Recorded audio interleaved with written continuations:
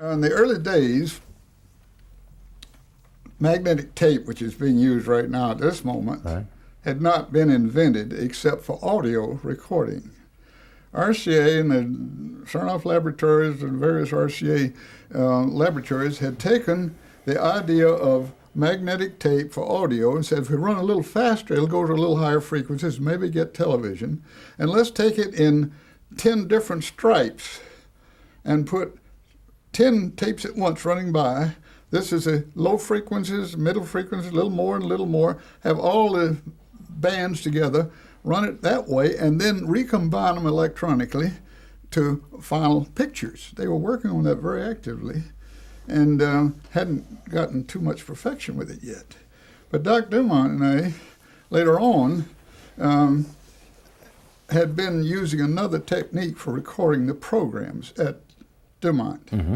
RCA called them Kinescope recordings because they had the title of Kinescope for the cathode ray tube as the name.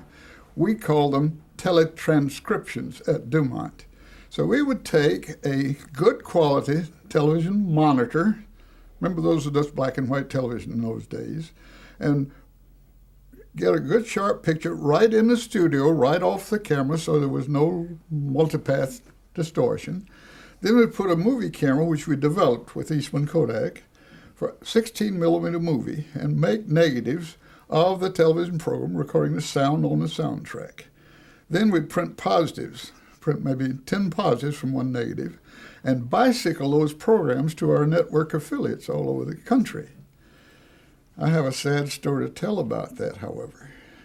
When Dumont, I'll tell you a little more later about why, merged with Fairchild Camera, the Fairchild people came over, and I was in charge of showing them around because Alan was crippled, couldn't get around. So we went to the warehouse and had cans of these 16 millimeter records, including, Winston Churchill, I don't know who all.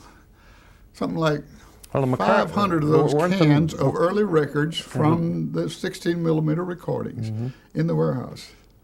The Fairchild people, my new bosses, said, burn them. Had to destroy them.